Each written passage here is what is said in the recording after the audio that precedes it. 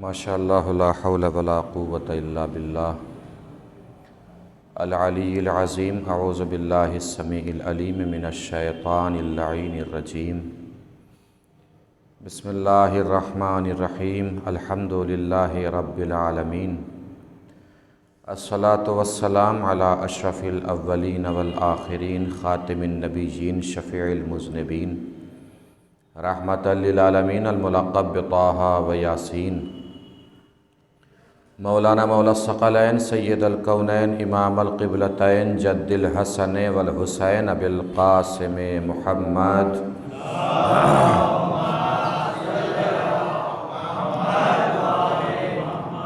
وعلی آلہ الطیبین الطاہرین المعصومین المظلومین المنتخبین المنتجبین الغر المیامین، ولعنۃ اللہ علی اعدائہم وقتلتہم وغاصب حقوقہم ومنکر فضائلہم ومصائبہم من الآن الی قیام یوم الدین۔ اما بعد فقد قال اللہ الحکیم فی القرآن الکریم۔ بسم اللہ الرحمن الرحیم۔ انما یرید اللہ لیذھب عنکم الرجس اہل البیت ویطہرکم تطہیرا۔ صلوات۔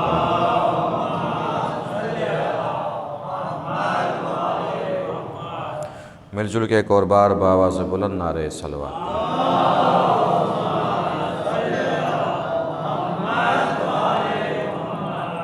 مسلسل آپ حضرات کی سماعتوں کے دربار میں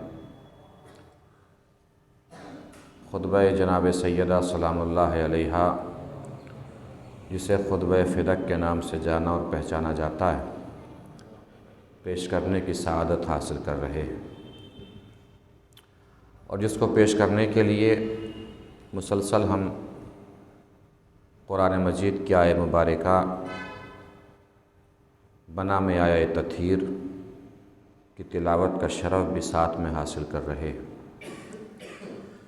آیہ تطہیر کو سرنامہ کلام اور بیان اس لیے قرار دیا کہ آیہ تطہیر کا مصداق اصلی، آیہ تطہیر کی مرکز اصلی شہزادی فاطمہ زہرا سلام اللہ علیہا ہے۔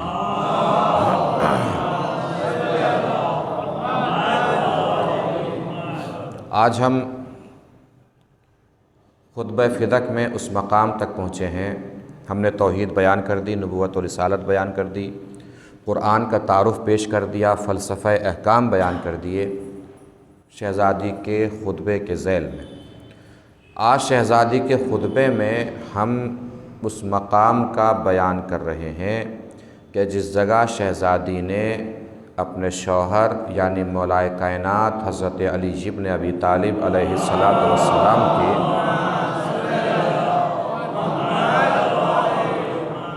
فضائل، کمالات، ان کی ولایت اور ان کی شجاعت پیش فرمائی ہے۔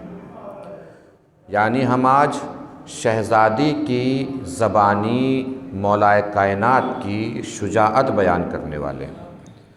شہزادی کی زبانی مولائے کائنات کی شجاعت بیان کر، میری طرف متوجہ رہیں۔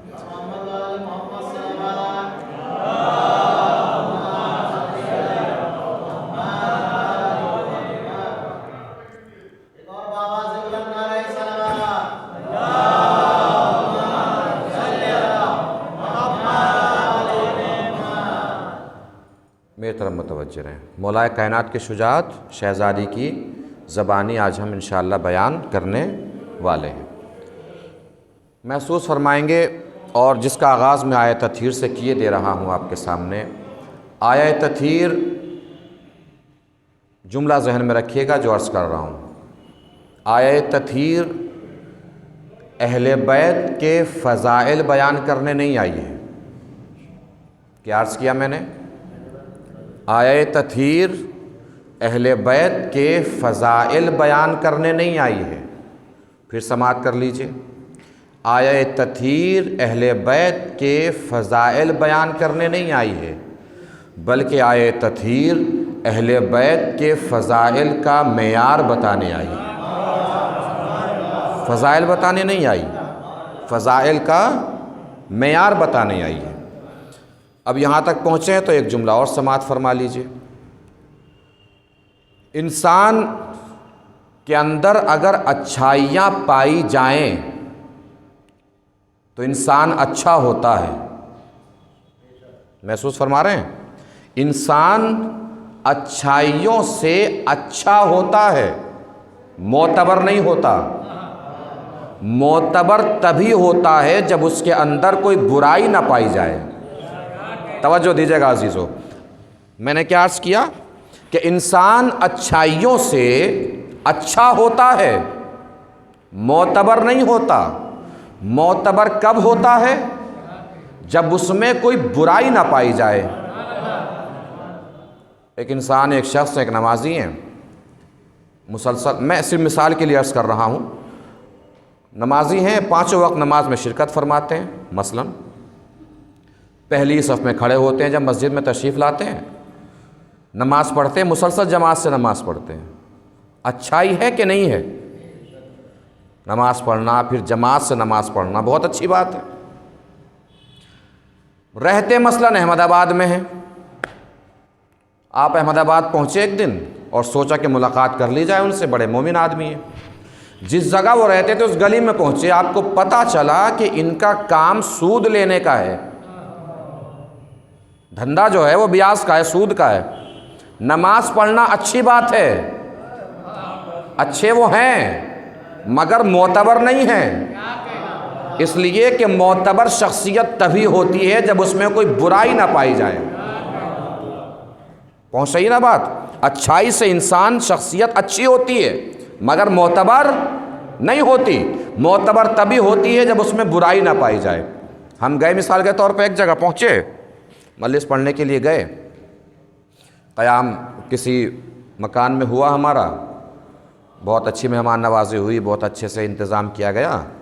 مجلس پڑھ کے جب چلنے لگے تو کسی صاحب نے بتایا کہ جناب جہاں پہ آپ رہ رہے تھے یہ جگہ زمین غصبی ہے، جس جگہ آپ رہ رہے تھے. اچھے ہیں، بلایا، مجلس پڑھوائی، کھلایا پلایا، مہمان نوازی کی، اچھے ہیں مگر معتبر نہیں ہے.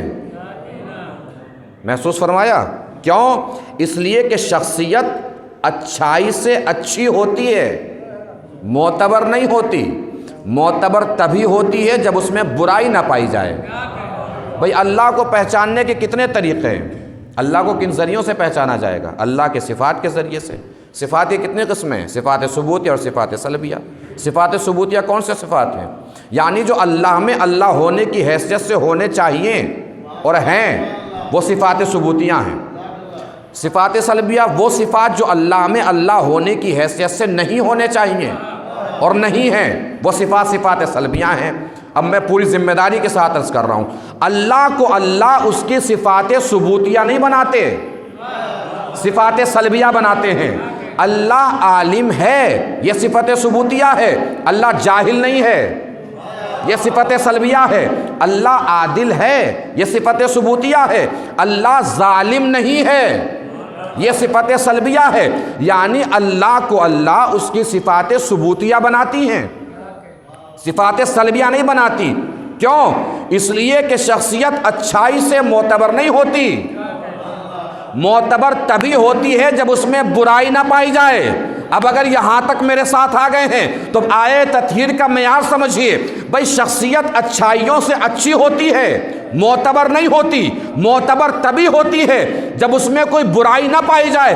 اگر یہ قاعدہ 100% صحیح ہے تو اس کا مطلب یہ ہوا قرآن میں اہل بیت کی شان میں نازل ہونے والی تمام آیتیں ایک طرف، آیہ تطہیر ایک طرف. کیوں؟ وجہ کیا ہے؟ وجہ صرف اتنی سی ہے، قرآن کی ہر آیت یہ بتانے آئی ہے کہ اہل بیت میں اچھائی کیا کیا ہے. آیہ تطہیر یہ بتانے آئی تھی کہ اہل بیت میں کوئی برائی نہیں پائی جاتی.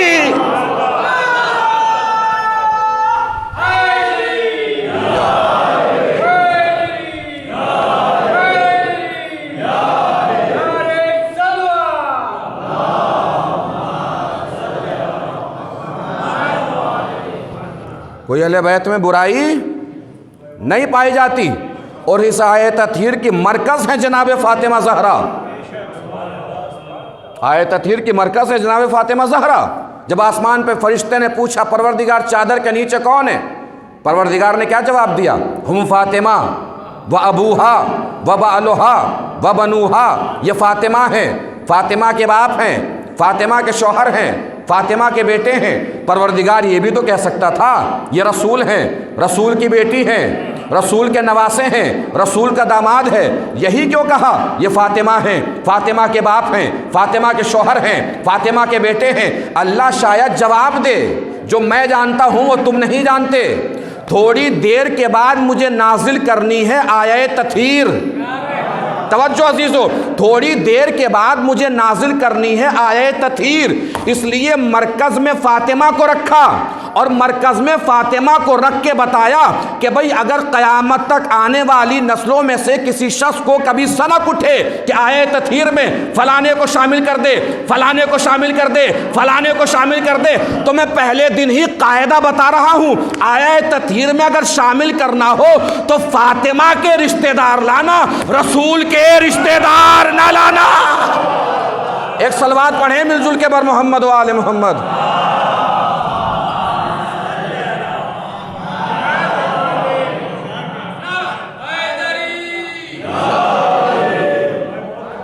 اب آئیے، خطبہ وہاں تک پہنچا ہے جہاں سے شہزادی نے آغاز کیا ہے، مولا کائنات کے فضائل کی طرف قدم بڑھایا ہے۔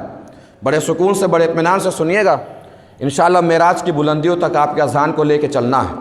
وہ جملے ہیں اس خطبے میں مولا کائنات کے شجاعت کے بیان میں، جو اگر کسی نے خطبہ ہی سنا ہوا ہو تو الگ بات ہے، اگر کسی نے خطبہ نہیں سنا ہوا ہے شہزادی کا تو مولا کائنات کی شجاعت کے باب میں ایسا جملہ آج سے پہلے کبھی سنا ہی نہیں ہوگا جو بیان کرنے جا رہا ہوں۔ خطبہ جناب فاطمہ زہرا میں یہ جملہ موجود ہے۔ شہزادی فرماتی ہیں، یہیں سے آغاز کر رہی ہیں،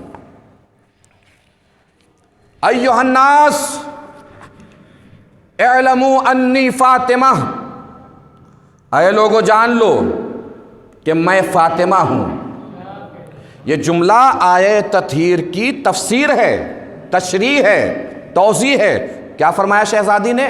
اعلموا انی فاطمہ، جان لو کہ میں فاطمہ ہوں، وابی محمد، اور محمد میرے باپ ہیں، میں فاطمہ ہوں اور میرے والد محمد ہیں۔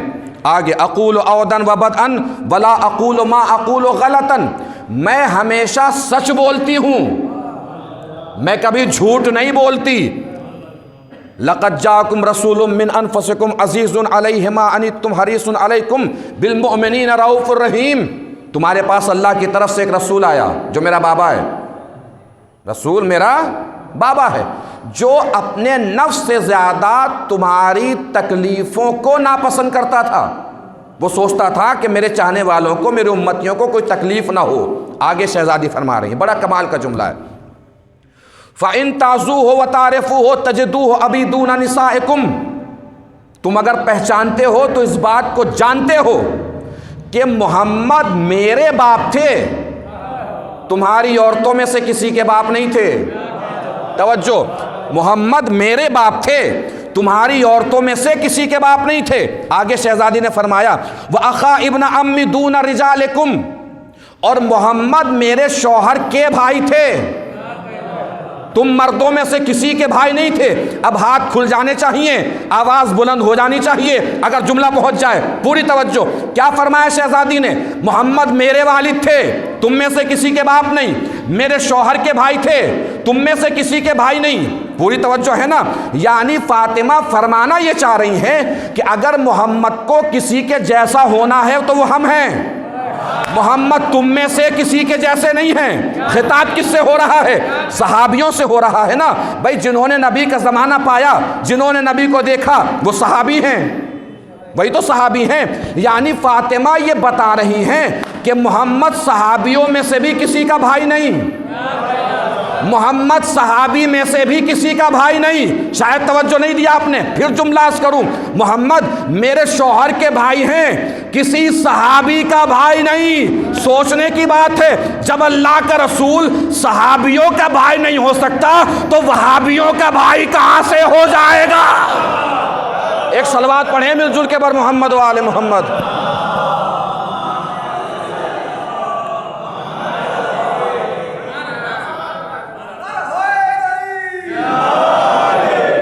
اچھا، جب ہم بیان کرتے ہیں اور خصوصی طور سے فدق کا واقعہ جب بیان کرتے ہیں تو سوال کرنے والے سوال بھی کرتے ہیں، جس کا فدق چھینا وہ بھی دنیا میں نہیں ہے، جس نے چھینا وہ بھی دنیا میں نہیں ہے، تو اب فدق کا واقعہ بیان کرنے کا کیا فائدہ ہے؟ اب کیوں بیان کیا جاتا ہے؟ سوال ہوتا ہے۔ توجہ رکھیے گا، کبھی کبھی کورٹ میں ایسے مقدمے بھی پیش کیے جاتے ہیں کہ جس مقدمے کے منسلک لوگ دنیا میں موجود ہی نہیں ہوتے۔ مثلا کسی کا مرڈر ہو گیا، 20 سال کے بعد نہ مرڈر کرنے والا دنیا میں رہا، جس کا مرڈر ہوا وہ بھی دنیا میں نہیں رہا، پھر یہ مقدمہ پیش کر دیا جاتا ہے کورٹ میں۔ وجہ کیا ہے؟ مقدمہ دائر کرنے والا یہ سوچتا ہے کہ جو تاریخ میں غلط ہو گیا ہے کم سے کم کسی طریقے سے صحیح تو ہو جائے گا۔ سقراط کا نام سنا ہوگا آپ لوگوں نے۔ سقراط بہت بڑا فلسفی گزرا ہے۔ سقراط جناب عیسیٰ کے آسمان پر جانے سے بھی 500 سال پرانا ہے، یعنی 2500 سال ہو گئے سقراط کو گئے ہوئے۔ سقراط یہ یونان کا تھا۔ سقراط کا اپنے زمانے کے بادشاہ سے کسی بات پر نزاع ہو گیا، اختلاف ہو گیا۔ بادشاہ نے کہا یہ بات مانو، سقراط نے کہا میں نہیں مانوں گا۔ بادشاہ نے کہا نہیں مانو گے تو ہم تمہیں سزائے موت دیں گے، تمہیں زہر کا پیالہ پینا پڑے گا۔ سقراط نے کہا میرے لیے زہر کا پیالہ پینا آسان ہے، تیری غلط بات ماننا مشکل ہے۔ علم کبھی جہالت کے سامنے سر نہیں جھکا سکتا۔ سزائے موت دی گئی، زہر کا پیالہ پیا گیا، سقراط چل بسے۔ ابھی 80-90 سال پہلے یونان کی ایک عدالت میں سقراط کے قاتل کے خلاف مقدمہ دائر کیا گیا۔ 2500 سال بعد سقراط کے قاتل کے خلاف مقدمہ دائر کیا گیا۔ باقاعدہ کورٹ میں جرا ہوئی، وکیلوں نے آپس میں جرا کی، جج نے ججمنٹ دیا۔ ججمنٹ کیا دیا معلوم ہے؟ ہم سقراط کے قاتل کو سزائے موت دیتے ہیں۔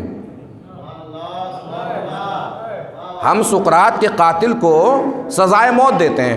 اب جملہ تو میں عرض کر دوں گا، جملہ عرض کرنے کے بعد آپ سب کے چہرے کی پیشانی پہ ابھری ہوئی لکیروں کو دیکھوں گا، بازوؤں سے اٹھے ہوئے ہاتھوں کو دیکھوں گا، تاکہ پتہ چل سکے کہ کس کی فکر جج کی فکر سے ملتی ہے۔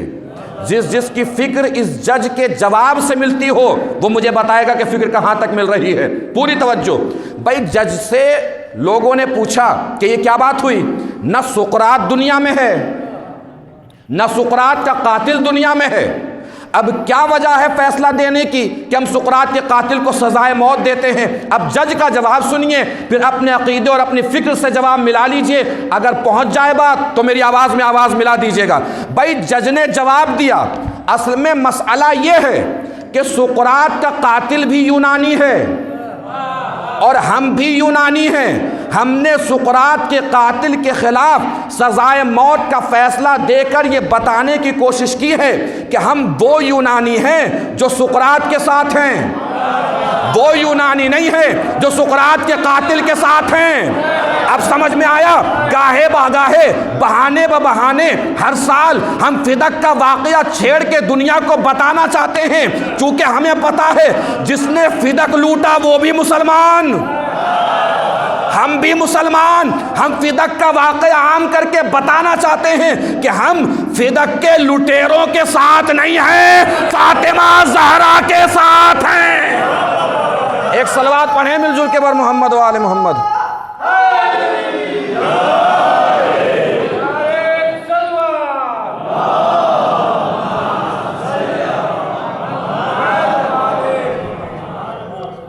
بھائی یہ شہزادی فرما رہی ہیں کہ رسول تم میں سے کسی کے بھائی نہیں ہیں، تمہاری عورتوں میں سے کسی کے باپ نہیں ہیں۔ آگے شہزادی فرماتی ہیں فَبَلَّغَ الرِّسَالَةَ صَادِعًا بِالنَّظَارَةِ، میرے بابا نے رسالت جو اللہ نے واجب کی تھی اس کو تم سب تک پہنچایا۔ آگے شہزادی فرماتی ہیں داعیاً الی سبیل ربک بالحکمۃ والموعظۃ الحسنہ، میرے بابا نے تم لوگوں کو اللہ کی طرف بلایا، حکمت کے ذریعے، اچھی نصیحت کے ذریعے، اچھے پیغامات کے ذریعے اس کے بعد شہزادی فرماتی ہیں حتیٰ تفر اللیل عن صبحہ، یہاں تک کہ تمہارا سارا اندھیرا روشنی میں بدل گیا۔ تم سب اندھیروں میں تھے، میرے بابا نے ہدایت کی تو سارا اندھیرا کس میں بدل گیا؟ روشنی میں بدل گیا۔ آگے شہزادی فرماتی ہیں وَأَسْفَرَ الْحَقَّ عَنْ مَحْضِهِ وَنَطَقَ زَعِیمُ الدِّینِ وَخَرِسَ الشِّقَاقِقُ الشَّیَاطِینِ، شیاطین کے تو جو گڑھے تھے تم میں ظاہر ہونے کے، وہ سب میرے بابا نے بھر دیے۔ اب شیطان تم کو بہکانے والا نہیں تھا۔ اب آگے شہزادی فرماتی ہیں، شہزادی ان کو ان کی اوقات دکھا رہی ہیں کہ تمہاری حالت کیا تھی، تم لوگ کیسے تھے، تمہیں عزت کہاں سے ملی۔ شہزادی فرماتی ہیں وَكُنْتُمْ عَلَى شَفَا حُفْرَةٍ مِّنَ النَّارِ، تم سب لوگ آگ کے دہانے پر تھے، جہنم تک پہنچ چکے تھے۔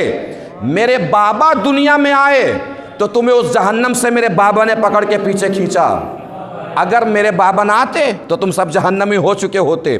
مُسْقَطِ الشَّارِبِ وَنُحْزَةُ الطَّامِ، ہر کھانے والے کا لقمہ تم ہی تھے، ہر پیاسے کی پیاس تم ہی سے بجھتی تھی۔ یعنی کوئی بھی آتا تھا تمہیں لوٹ کے چلا جاتا تھا، کوئی بھی آتا تھا تمہیں کچل کے چلا جاتا تھا۔ لوگوں کو پتا تھا تمہارے اندر مقابلہ کرنے کی سکت نہیں ہے، تم ان کے لیے کھڑے نہیں ہو سکتے اپنے لیے، اس لیے کوئی بھی آتا تھا تمہیں لوٹ جاتا تھا، تمہیں کچل کے چلا جاتا تھا۔ آگے شہزادی فرماتی ہیں فَأَنْقَذَكُمُ اللَّهُ تَعَالَى بِمُحَمَّدٍ بَعْدَ اللَّتَى وَالَّتِي، تمہاری ایسی حالات کے بعد اللہ نے تم سب کو عزت دی ہے میرے بابا کی وجہ سے۔ آج جو تم اپنی عزت دیکھ رہے ہو کس کی وجہ سے ہے؟ میرے بابا کی وجہ سے۔ آگے شہزادی فرماتی ہیں او نجم قرن للشیطان فغرت فاغرۃ من المشرکین، یہ عزت تمہیں میرے بابا نے اس وقت دی ہے جب کافر میرے بابا کو گھیرے رہتے تھے۔ اب جاگ جائیے گا عزیزو، میں اس مقام پہ آ گیا ہوں جہاں شہزادی نے مولائے کائنات کی شجاعت بیان کی ہے۔ چیلنج میں نے پہلے ہی کر دیا ہے، پھر کرنے جا رہا ہوں۔ آج سے پہلے اگر ایسا جملہ کہیں بھی تاریخ خطابت میں شہزادی فاطمہ کے خطبے کے علاوہ سنا ہو تو چپ رہ سکتے ہیں، خاموش رہ سکتے ہیں، اور اگر نہ سنا ہو تو آوازیں اتنی بلند ہو جیسے جنت البقیع سے ٹکرا کر نجف اشرف تک پہنچانا چاہ رہے ہوں۔ اگر بات پہنچ جائے اور شہزادی کا جملہ آپ کے اذہان، آپ کے دل، آپ کے دماغ میں اتر جائے۔ شہزادی فرماتی ہیں کافر اور مشرکین راستہ گھیرے رہتے تھے، اس وقت معلوم ہے میرا بابا کیا کرتا تھا۔ یہاں پہ مولا کائنات کی شجاعت بیان کی ہے، شہزادی فاطمہ کی زبانی، مولا علی کی شجاعت۔ اس سے پہلے میں ایک جملہ سنا دیتا ہوں، مولا کائنات کی شجاعت خود مولا کائنات کی زبانی۔ یہ دو جملے تمہید بن جائیں گے شہزادی فاطمہ کے جملے کی، بلندی تک پہنچیں گے اور بلندیوں کا انشاءاللہ سفر طے کریں گے۔ پہلے میں کیا سنانے جا رہا ہوں؟ مولا کائنات کی شجاعت، مولا کائنات کی زبانی۔ اس کے بعد یہ جملہ سناؤں گا جہاں میں نے روکا ہے خطبہ آ کے، مولا کائنات کی شجاعت جناب فاطمہ زہرا کی زبانی۔ توجہ عزیزو، مولا کائنات کی شجاعت، مولا کائنات کی زبانی۔ شب ہجرت، چادر سر کی، علی کو دیکھا سارے کافر سرک گئے، انتظار کسی اور کا تھا، ظہور کسی اور کا ہو گیا۔ مولا کائنات اپنے خاندان کی بیبیوں کو لے کے چلے مکے سے مدینے کی طرف۔ سرحد پہ پہنچے تو دیکھا سامنے کافر راستہ روکے کھڑے ہیں، عتبہ، شیبہ، ولید، ابو لہب، ابو جہل۔ علی نے اپنے بغل سے تلوار نکالی اور تلوار نکال کے کہا میرے سامنے سے ہٹ جاؤ، ورنہ تم تو جانتے ہی ہو کہ میں ابو طالب کا بیٹا ہوں۔ توجہ عزیزو، ورنہ تم تو جانتے ہی ہو کہ میں ابو طالب کا بیٹا ہوں۔ اب دوسرا جملہ سنیے مولا کائنات کا، آگے مولا نے کیا فرمایا۔ یہ جملہ نہیں ہے، سچویشن ہے، منظر ہے، کیفیت ہے۔ جس کی نظر اس منظر تک پہنچ گئی، جو اس سچویشن تک پہنچ گیا، جو اس کیفیت تک پہنچ گیا، جو اس ماحول تک پہنچ گیا، انشاءاللہ وہ زمین پہ بیٹھ کے عرش کی سیر کرے گا۔ اگر پہنچ جائیں تو مجھے پوری طاقت سے بتائیں، آگے والے بھی، پیچھے والے بھی، اندر والے بھی، باہر والے بھی، سب ایک ہو کر۔ جملہ میرا نہیں ہے، جملہ مولا کائنات کا ہے۔ میں جملہ پڑھ دوں گا، اس کے بعد دیکھوں گا کون کون کتنی بلندی پہ جا کے مولا کائنات کو سلام پیش کرتا ہے۔ پوری توجہ۔ کیا کہا علی نے؟ میرے سامنے سے ہٹ جاؤ، ورنہ تم تو جانتے ہی ہو کہ میں ابو طالب کا بیٹا ہوں، پھر بھی اگر میرے سامنے سے نہ ہٹنا ہو تو مت ہٹو، لیکن ایک بات بتا دوں، جو محمد میرا ہاتھ پکڑ کے روکتا تھا وہ آج مکے میں نہیں ہے۔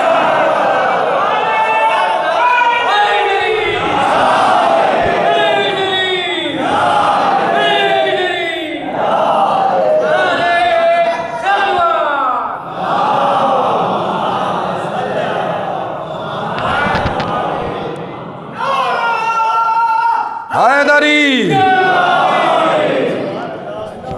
پہنچ گئے؟ چلیے 7ویں آسمان کی سیر کراتا ہوں، توجہ، پوری طاقت سمیٹ لیجئے گا، پوری طاقت سمیٹ کے پڑھوں گا، پوری طاقت سے جواب دینا ہے، جملہ میرا نہیں ہے، شہزادی فاطمہ کا ہے، مولا کائنات کی شجاعت کی بارگاہ میں شہزادی فاطمہ کا جملہ پیش کرنے جا رہا ہوں، توجہ، پوری طاقت۔ کیا فرمایا شہزادی نے؟ تم کو عزت دی ہے میرے بابا کی وجہ سے اللہ نے۔ کس موقع پر عزت دی؟ اس موقع پر کہ جب کافر میرے بابا کو گھیرے رہتے تھے، اس وقت تو تمہیں پتہ بھی نہیں ہوتا تھا میدان میں چل کیا رہا ہے، تم سب تو اپنی جان بچانے کے لیے کسی پہاڑی پہ پہنچ جاتے تھے، میدان میں میرا بابا رہتا تھا۔ توجہ دیجیے گا، اس وقت میرا بابا کیا کرتا تھا جانتے ہو؟ قذفا اخاہ فی لہواتہا، میرا بابا میرے شوہر علی کو کافروں کے حلق میں اتار دیتا تھا۔ آگے 7ویں آسمان تک اب عرش الہی کی سیر کیجئے، میرا بابا میرے شوہر کو کافروں کے حلق میں اتار دیتا تھا، اور میرا شوہر کافروں کے حلق سے اس وقت تک باہر نہیں آتا تھا جب تک کہ اندر کی رگوں سے لا الہ الا اللہ کی آوازیں نہ آنے لگے۔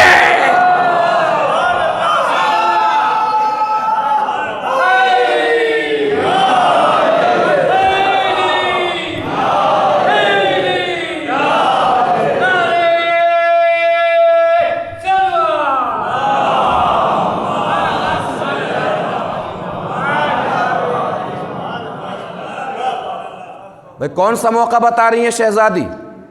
سیدھا سیدھا کھلا ہوا موقع ہے نا، جنگ احد کا واقعہ، پورا منظر جنگ احد کا ہی ہے نا جو شہزادی نے بیان فرمایا۔ میدان میں کون تھے؟ رسول، تنہا، اکیلے، سب بھاگ گئے، نبی نہیں بھاگے، سب بھاگ گئے، نبی نہیں بھاگے، سب بھاگ گئے، نبی نہیں بھاگے۔ نبی کا عالم یہ تھا کہ پیروں کو زمین پہ اس طریقے سے جمائے ہوئے تھے جیسے 7 آسمان رسول کے پیروں کو ستون بنا کے رکے ہوں، رجبین سے لے کے پیروں کی انگلیوں تک لہو لہان نبی، مگر میدان چھوڑ کے نہیں بھاگے، سب بھاگ گئے، نبی نہیں بھاگے، سب بھاگ گئے، نبی نہیں بھاگے۔ لوگ ہم سے کہتے ہیں کہ تمہاری شجاعت کے بیان میں صرف علی دکھائی دیتے ہیں، نبی دکھائی ہی نہیں دیتے۔ پھر سن لیجئے، سب بھاگ گئے، نبی نہیں بھاگے۔ آج کے بعد اگر کوئی آپ سے کہے کہ تمہاری شجاعت کے بیان میں صرف علی دکھائی دیتے ہیں، نبی دکھائی نہیں دیتے، صرف علی دکھائی دیتے ہیں، نبی دکھائی نہیں دیتے، تو اسے پلٹ کے جواب دے دیجیے گا کہ میدان میں تمہیں اتنی دیر تک رکنے کی عادت ہو تو نبی دکھائی دینا۔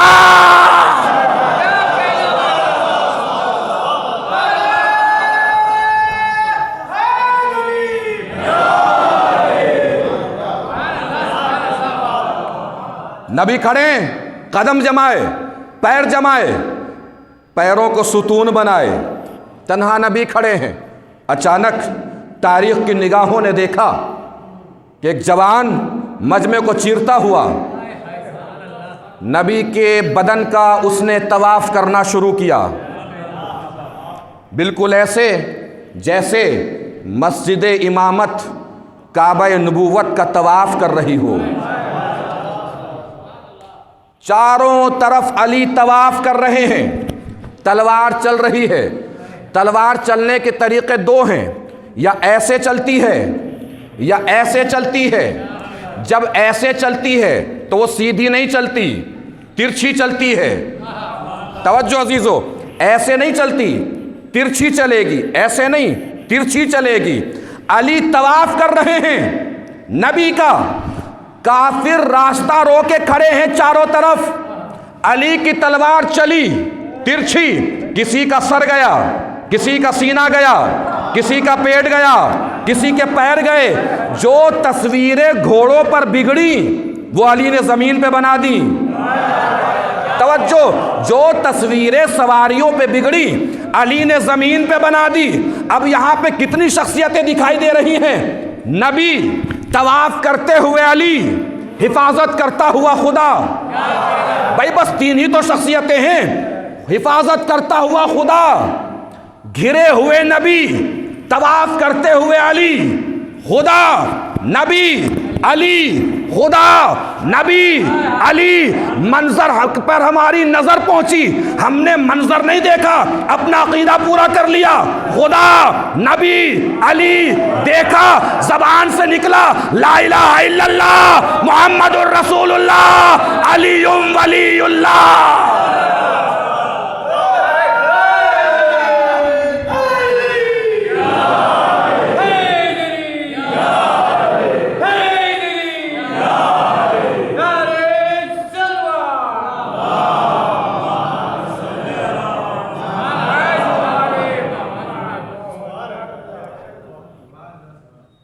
صرف علی کی ذوالفقار چلتی تھی جب کافر نبی کو گھیر لیتے تھے۔ ایک کتاب لکھی ہے سید محمد واحدی، ایک ایران کے مصنف ہیں، سید محمد واحدی۔ انہوں نے کتاب لکھی ہے فدک ذوالفقار فاطمہ۔ جملہ ہی پورا فضائل ہے، صرف کتاب کا نام ہی مکمل ہے، چاہے کوئی کتاب پڑھے نہ پڑھے، نام ہی پڑھ دے تو سمجھ میں آ جائے گا کہ کیا لکھا ہوگا۔ کیا لکھی کتاب انہوں نے؟ فدک ذوالفقار فاطمہ۔ اس کا مطلب ذوالفقار ہو گئی دو، ایک علی کی ذوالفقار، ایک فاطمہ کی ذوالفقار۔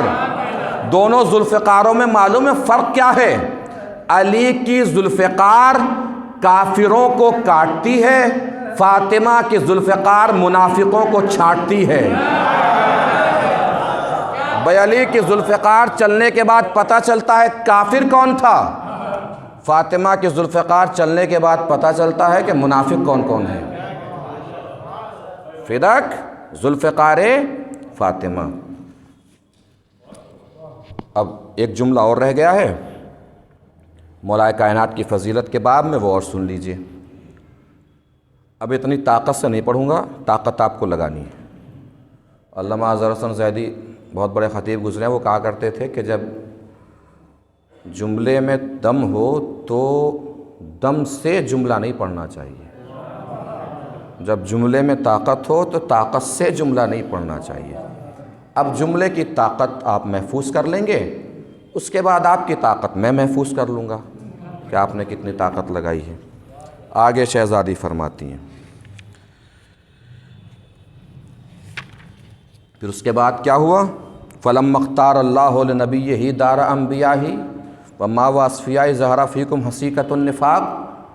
پھر میرا بابا دنیا سے کوچ کر گیا، دنیا سے چلا گیا، تو تمہارے اندر نفاق کے پھوڑے پھوٹنے لگے، نفاق کے پھوڑے، نفاق کے زخم تمہارے اندر سے پھوٹنے لگے۔ ہوا کیا؟ سمل جلباب الدین و نطق کاظم الغاوین و نبغ خامل العالفین و حضر فنیق المبتلین۔ توجہ دیجیے گا عزیزو، و نطق کاظم الغاوین، عظیم جملہ ہے، کہنے جا رہا ہوں شہزادی فاطمہ زہرا سلام اللہ علیہا کا دربار میں پہلا تبرہ سنانے جا رہا ہوں۔ پہلا تبرہ میرا نہیں، شہزادی فاطمہ کا۔ اب سن لیجئے گا، میں نے اسی لیے عرض کیا ہے کہ بہت آرام سے اطمینان سے پڑھوں گا، سننا مگر آپ کو اطمینان سے نہیں ہے۔ آپ کے اٹھے ہوئے ہاتھ، بولتی ہوئی زبان میری خطابت کو داد نہیں، شہزادی فاطمہ زہرا کی شجاعت کو سلام ہوگا۔ جملہ میں پڑھ دوں گا، اس کے بعد دیکھوں گا کہ کون کون شہزادی کی شجاعت کو کتنی بلندی پہ جا کے سلام کرتا ہے۔ کیا کہا شہزادی نے؟ وَنَطَقَ کاظم الغاوین، جب میرا بابا دنیا سے چلا گیا تو تمہارے اندر سے نفاق کے پھوڑے پھوٹنے لگے. نتیجہ جانتے ہو کیا ہوا؟ نتیجہ یہ ہوا کہ صاحب فصاحت و بلاغت تو نیچے بیٹھا ہے، گونگوں کا سردار منبر پہ بیٹھ کے بول رہا ہے. گونگوں کا سردار منبر پہ بیٹھ کر بول رہا ہے. یہ شہزادی کی شجاعت، شہزادی کا عرفان، شہزادی کی بلندی، شہزادی کی بزرگی جو شہزادی نے بیان فرمائی. اس کے آگے وہ مناظر ہیں خطبے میں جس میں شہزادی نے جرح کی ہے. خدا کو سمجھایا، نبی کو سمجھایا، قرآن کو سمجھایا، فلسفہ احکام شریعت کو سمجھایا، مولا کائنات کی ولایت، ان کے فضائل، ان کی شجاعت بتائی. اس کے بعد جرح پیش کی ہے. کیسے تم نے فدق چھین لیا؟ ملکیت نہ مانو، وراثت تو مانو. بھائی چلے مت مانے، گواہ پیش کیا میں نے، مت مانی آپ. وراثت تو مانیے نا. کیا میں اپنے بابا کی وارث نہیں ہوں؟ سامنے سے حدیث سنائی گئی کہ ہم گروہ انبیاء نہ وارث بنتے ہیں نہ وارث بناتے ہیں، جو کچھ چھوڑتے ہیں صدقہ ہے. شہزادی نے جرح کی سامنے سے کہ یہ تم نے کیسا جھوٹ بول دیا؟ میرے بابا پہ اتنی جلدی جھوٹ باندھ دیا، بہتان باندھ دیا. یبن ابی قحافہ، اے ابو قحافہ کے بیٹے، اتنی جلدی جھوٹ بول دیا. افی کتاب اللہ ان ترسا باک ولا رسو ابی، اللہ کی کتاب کے ذریعے سے یہ قانون روشن ہے نا کہ تو اپنے باپ کا وارث ہو جائے گا. میں اپنے باپ کی وارث نہیں ہوں گی. جب تو ہو سکتا ہے تو کیا میں اپنے باپ کی وارث نہیں ہو سکتی؟ جئت لک شیئا فریا افعلی امدین ترکتم کتاب اللہ ونبستم وراء ظہورکم اذ یقول ورث سلیمان و داؤد. جبکہ اللہ کی کتاب میں ہے کہ سلیمان داؤد کے وارث ہوئے. سلیمان بھی نبی ہیں، داؤد بھی نبی ہیں. قرآن کہہ رہا ہے کہ سلیمان وارث ہوئے ہیں داؤد کے. اس کا مطلب نبی وارث بن بھی سکتا ہے، نبی وارث بنا بھی سکتا ہے.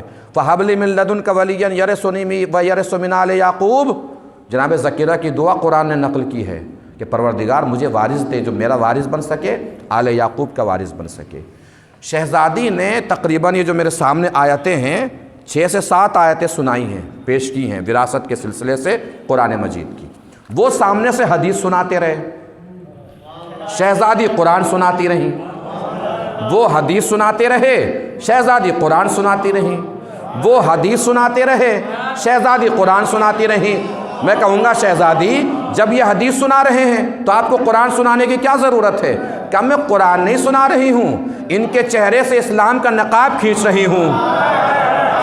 میں قرآن نہیں سنا رہی ہوں، ان کے چہرے سے اسلام کا نقاب کھینچ رہی ہوں. میں کہوں گا شہزادی سمجھ میں نہیں آیا. شاید شہزادی جواب دیں، سمجھنا ہو تو یوں سمجھو کہ جب میرا بابا کل حدیث سنا رہا تھا یہ کہہ رہے تھے قرآن کافی، آج میں قرآن سنا رہی ہوں یہ کہہ رہے ہیں حدیث کافی. میں اسی لیے دنیا کو بتانا چاہتی ہوں کہ ان کو اچھی طریقے سے پہچان لو، نہ یہ حدیث کے ساتھ ہیں نہ یہ قرآن مجید کے ساتھ ہیں.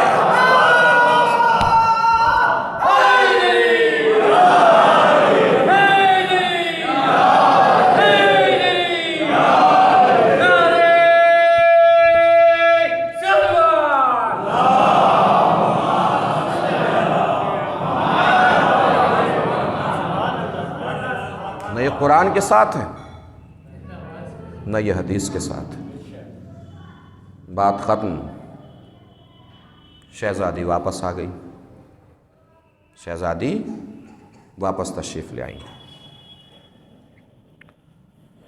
ایک شخص نے اپنے زمانے میں سلونی کا دعویٰ کر دیا.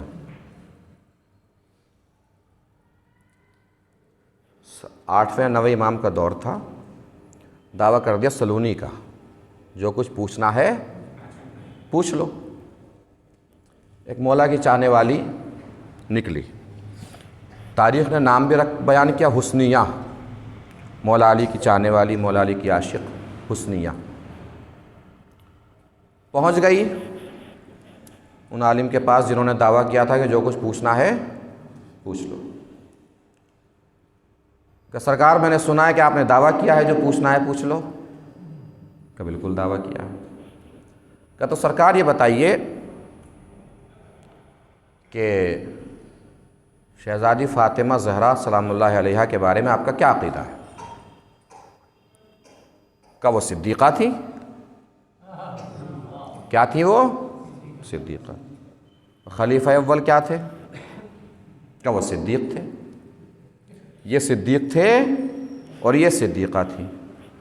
حسنیہ نے کہا تو بتائیے فدق میں جھوٹا کون ہے؟ بھئی کوئی تو ایک ہوگا جو، اب یہاں سے صرف میں بہت آرام سے سکون سے صرف اشارے پیش کر سکتا ہوں، وضاحت نہیں کر سکتا. اشاروں کا سمجھنا آپ کا کام ہے. جو کہوں وہ بھی سمجھ لیجئے گا، جو نہ کہوں وہ بھی سمجھ لیجئے گا. صرف واقعہ سنا رہا ہوں. کہ بتائیے جھوٹا کون ہے؟ کہ وہ اچھا کہ رسول کی حدیث تھی کہ ہم گروہ انبیاء نہ وارث بنتے ہیں نہ وارث بناتے ہیں. کیا بہت اچھی بات ہے. تو جب کوئی وارث رسول کا بنتا نہیں تو کوئی بھی نہیں بنتا. وارث بنتا نہیں ہے تو کوئی بھی نہیں بنتا ہے. کیا بالکل کوئی بھی نہیں بنے گا. کہ تو یہ بتائیے ان کی قبریں کہاں ہیں؟ قبریں کہاں ہیں؟ خلیفہ اول خلیفہ ثانی کی قبریں کہاں ہیں؟ کہ وہ اپنی بیٹی کے حجرے میں. توجہ، بیٹی کے حجرے میں. کہ بیٹی یعنی بیوی ہوئی نا رسول کی. جب رسول کی بیٹی وارث نہیں ہو سکتی تو رسول کی زوجہ وارث کیسے ہو جائے گی؟ رسول کی زوجہ وارث کیسے ہو جائے گی؟ توجہ دیجیے گا اس جملے پہ جو عرض کرنے جا رہا ہوں. وہ جو قبریں بنی ہیں اس کا مطلب یہ ہے کہ وہ غصبی زمین پر ہیں. سیدھا سا مطلب یہ ہوا نا، غصبی زمین پر ہے. اب سنیے حسنیہ کا جملہ جو اس نے تاریخی جملہ پیش کیا ہے ان عالم کے سامنے کہ قبلہ سلونی کا دعویٰ چھوڑیے، یہ مسئلہ سلجھائیے. وراثت ملتی ہے کہ نہیں ملتی؟ اگر نہیں ملتی تو قبریں کیسے بنی؟ اب دو ہی صورتیں ہیں آپ کے پاس، یا قبروں کو اکھاڑ کے کسی اور جگہ دفن کیجئے یا فاطمہ کو فدق لوٹائیے. یا فاطمہ کو فدق لوٹائیے. اس نے چڑ کے اور گھبرا کے کہا یہ بتا تو اپنی اجازت سے آئی ہے شوہر کی مرضی سے؟ کہ قبلہ میرا چھوڑیے کہ میں شوہر کی مرضی سے آئی ہوں یا اپنی مرضی سے، مگر یہ بتائیے کہ جو علی کے مقابلے پر آئی تھی وہ شوہر کی مرضی سے آئی تھی یا اپنی مرضی سے؟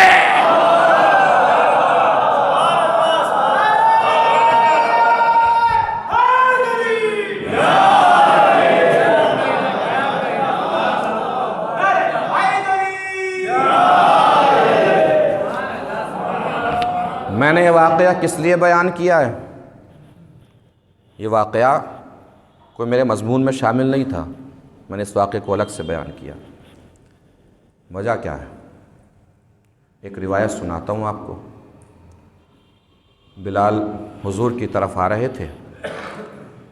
آنے میں دیر ہو گئی، کچھ لیٹ ہو گئے. رسول نے پوچھا بلال دیر کیوں ہو گئی؟ کہ یا نبی اللہ میں آپ ہی کے پاس آ رہا تھا، درمیان میں شہزادی کے دروازے سے گزرا، کانوں میں بچوں کے رونے کی آواز آئی. میں نے دق الباب کیا. شہزادی نے پوچھا کون ہے؟ میں نے نام بتایا، اجازت مانگی. اندر پہنچا تو دیکھا کہ بی بی ایک ہاتھ سے بچے کو بہلانے کی کوشش کر رہی ہیں، ایک ہاتھ سے چکی چلا رہی ہیں. میں نے کہا بی بی غلام حاضر ہے، میں مدد کر سکتا ہوں. کہ بلال بچے ماں سے جلدی بہل جاتے ہیں، میں بچوں کو بہلا لیتی ہوں، تم چکی چلا لو. حضور کی آنکھوں میں آنسو آ گئے. آنکھوں میں آنسو بھر کے حضور نے فرمایا بلال تم نے میری بیٹی کی جو نصرت کی ہے، تم نے رسالت کا اجر ادا کر دیا، رسالت کا حق ادا کر دیا. جانتے ہیں اس کا مطلب کیا ہوا؟ جو بھی شہزادی کے لیے زندگی کے کسی بھی موڑ پر شہزادی کے حق کے لیے آواز بلند کرے، کسی بھی طریقے سے ہو، فرش ازا بچھا کے مجلس میں آ کر مجلس میں بیٹھ کر جو ذاکرین دنیا بھر میں ان عزائے فاطمیہ میں مجالس خطاب فرما رہے ہیں، جو سامعین سن رہے ہیں، جو افراد انتظام فرما رہے ہیں مجلس برپا کرنے کی، قیامت کے میدان میں انہیں سربلندی ملے گی، افتخار ملے گا۔ اور رسول نے جیسے بلال سے کہا نا کہ تم نے رسالت کا اجر ادا کر دیا، ہو سکتا ہے محشر کے میدان میں تمام وہ افراد جو عزائے فاطمی میں کسی بھی طریقے سے شرکت کرتے ہیں، دامیں، درہمیں، سخنیں، آ کر بیٹھ کر بچوں کو لا کر، ان سب کے لیے شاید محشر کے میدان میں آواز گونجے کہ تم نے رسالت کا اجر ادا کر دیا۔ رسول کی ایک لوتی بیٹی ہے فاطمہ، آج شہادت کا روز ہے۔ میں روز مسلسل یہ عرض کر رہا ہوں کہ رونے میں کوئی کمی نہ کیا کیجیے، رویا ضرور کیجیے۔ اس لیے نہیں کہ ذاکر مسائب پڑھ رہا ہے اس لیے رونا ہے، نہیں، آپ شہزادی فاطمہ کا پرسہ پیش کرنے کے لیے آئے، اور آج ہو سکتا ہے پرسہ لینے کے لیے کہیں اللہ کے حبیب بھی آئے ہوں۔ دو شخصیتیں فاطمہ کا پرسہ لینے کے لیے ضرور آئیں گی، یہ کسی روایت میں تو نہیں ہے، کسی حدیث میں تو نہیں ہے، مجھ سے حوالہ مت مانگیے۔ دل کہتا ہے بیٹی کا پرسہ لینے باپ ضرور آئے گا، اور دادی کا پرسہ لینے امام زمانہ ضرور تشریف لائیں گے۔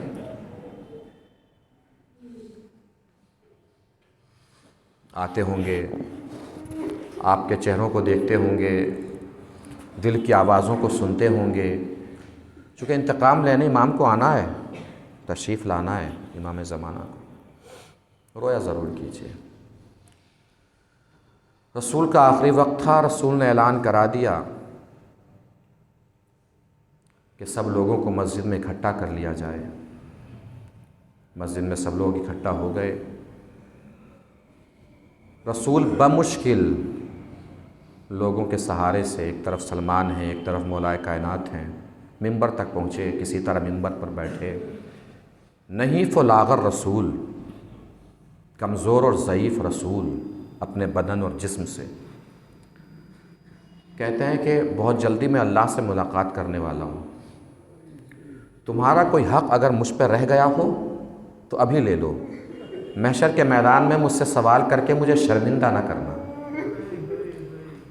ایک شخص کھڑا ہوا، اس نے کہا یا نبی اللہ، ایک جنگ میں مال غنیمت زیادہ تھا، مال غنیمت کے چاروں طرف مسلمان کھڑے تھے مال غنیمت کو لینے کے لیے، کچھ پریشانی ہو رہی تھی، آپ نے لوگوں کو دور کرنے کے لیے ایک کوڑا چلایا تازیانہ، وہ تازیانہ میرے پشت پہ لگا، آپ کہہ رہے ہیں میں اس لیے عرض کر رہا ہوں، ورنہ آج تک میں نے آپ کے سامنے اس کوڑے اور تازیانے کا تذکرہ نہیں کیا، آپ نے کہا اس لیے میں اپنا حق طلب کر رہا ہوں کہ مجھے اس کا بدلہ چاہیے۔ رسول نے امام حسن اور امام حسین سے فرمایا کہ جاؤ فلاں حجرے میں وہ تازیانہ رکھا ہوگا، ہو سکتا ہے وہی تازیانہ اس کے پشت پہ پڑا ہو، اسی تازیانے کے ذریعے سے مجھ پہ تازیانہ مارے گا اور اس کا بدلہ اور حق پورا ہو جائے گا۔ گھر حسن و حسین تشریف لے گئے، مسجد میں تازیانہ آیا۔ روایت کہتی ہے جب مسجد میں اصحاب نے تازیانہ دیکھا تو اصحاب پھوٹ پھوٹ کے رونے لگے، چیخیں مار مار کے رونے لگے، دیوار سے اپنے سروں کو ٹکرانے لگے، صرف یہ سوچ کے کہ ہمارے رسول کا اتنا ضعیف اور کمزور بدن کے اوپر تازیانہ مارا جائے گا۔ وہ شخص آگے بڑھا، اس شخص نے کہا کہ یا رسول اللہ، جب آپ نے تازیانہ مارا تھا تو میری پشت پہ کپڑا نہیں تھا، رسول نے کپڑا بھی ہٹایا۔ اب جو کپڑا ہٹایا، رسول کے بدن کا ضعف اور ناتوانی مسجد میں بیٹھے ہوئے لوگوں نے دیکھی، سر ٹکرانے لگے در و دیوار سے کہ رسول کے بدن پہ تازیانہ لگے گا۔ وہ شخص آگے بڑھا، اس نے آگے بڑھ کے جیسے ہی مہر رسالت کو دیکھا، بڑھ کے لبوں سے بوسہ دیا کہ یا رسول اللہ، میری اتنی ہمت کہ میں آپ کے بدن پہ کوڑا مار سکوں؟ یا رسول اللہ، میں تو صرف اس مہر رسالت کا بوسہ دینا چاہ رہا تھا اور بوسہ لینا چاہ رہا تھا۔ عزادارو، شاید آپ کے اذہانہ بھی سمجھے نہیں، صرف تازیانہ دیکھا، اور اصحاب رونے لگے کہ اتنے ضعیف اور لاغر بدن پہ تازیانہ مارا جائے گا۔ اللہ اللہ، یہ سب اصحاب کہاں رہ گئے تھے جب فاطمہ کے ہاتھوں اور بدن پہ تازیانہ مارا جا رہا تھا؟ کیا رسول کی یاد نہیں آئی؟ کیا رسول کا حق یاد نہیں آیا؟ عزادارو، تازیانہ مارا گیا۔ کیسے مارا گیا معلوم ہے؟ دروازے کو آگ لگا دی گئی۔ شیخ عباس قمی علیہ رحمہ کی یہ کتاب ہے بیت الاحزان، اس میں صاف صاف روایت لکھی ہے، جب دروازے میں آگ لگی تو دروازے پہ قنفذ نے ٹھوکر ماری، جبکہ معلوم ہے کہ فاطمہ دروازے کے پیچھے ہیں۔ قنفذ نے ٹھوکر ماری، دروازہ گرا۔ اب جو دروازہ گرا تو دوسرے ظالم نے تلوار کے پشتے سے شہزادی کے بطن میں مارا۔ تلوار کا جو ہتھا ہوتا ہے، جو دستہ ہوتا ہے، اس سے شہزادی کے بطن کو مارا۔ شہزادی کے بطن میں تلوار کا وہ ہتھا لگنا تھا۔ شہزادی کی آواز فضا میں گونجی، اے فضا، میرا محسن مارا گیا۔ اللہ ان آوازوں پر رحمت نازل کرے۔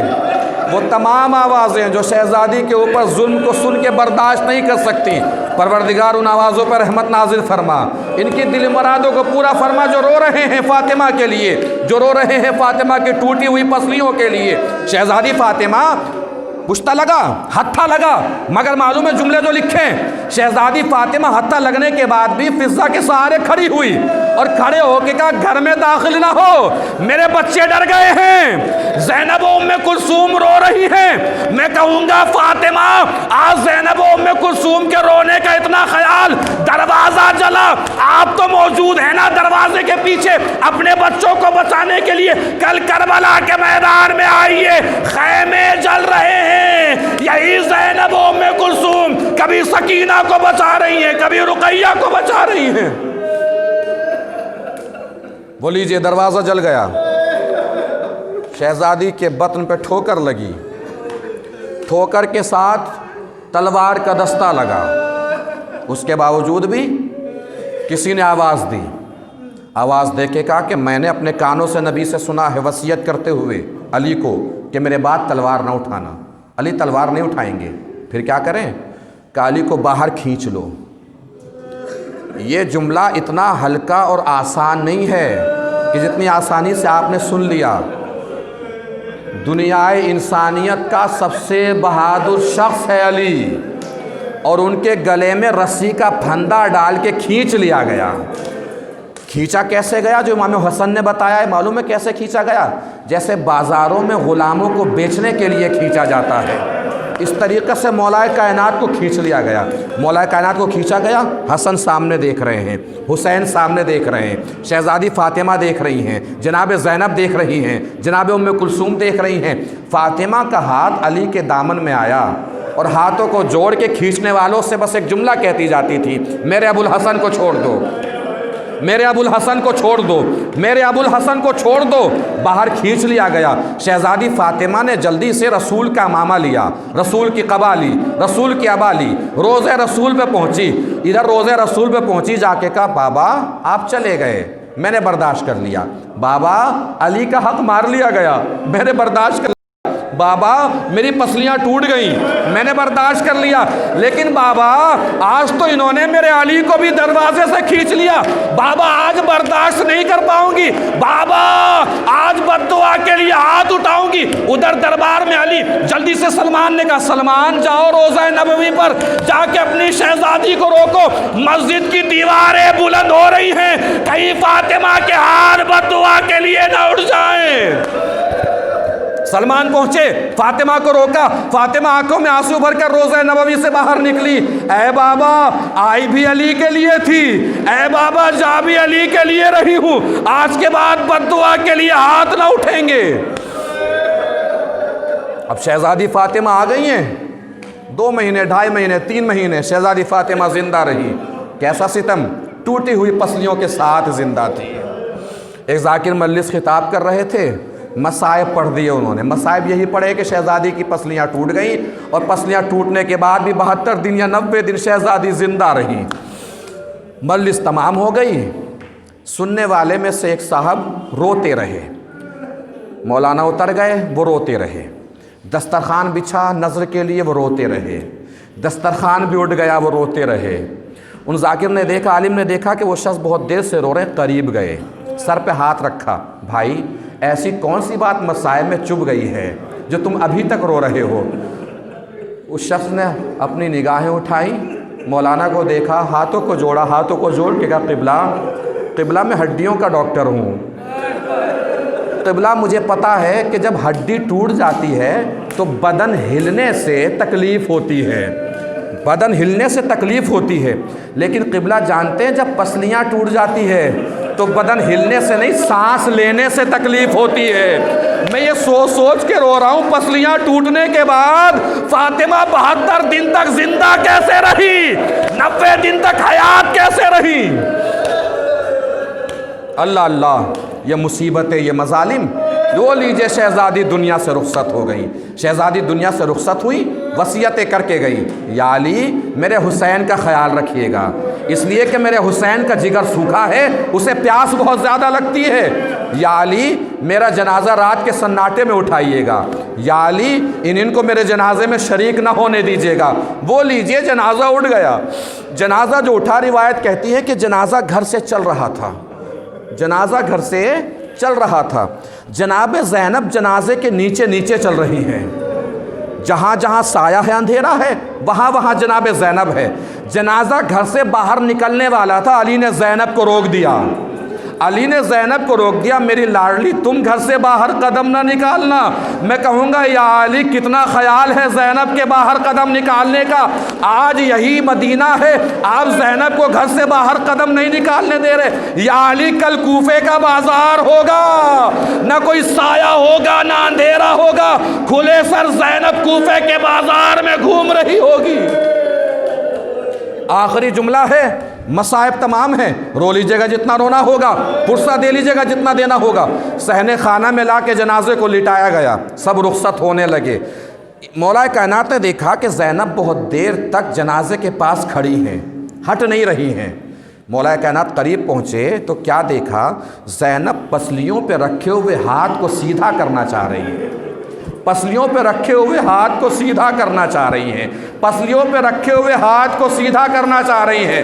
علی کی آواز آئی زینب کے کانوں میں، میری لاڈلی یہ ہاتھ اب سیدھے نہیں ہوں گے، صحرا انہی ہاتھوں کے ذریعے سے محشر کے میدان میں آئے گی، اپنی ٹوٹی ہوئی پسلیوں کے ذریعے سے اپنا حق طلب کرے گی، اپنے لیے انصاف طلب کرے گی۔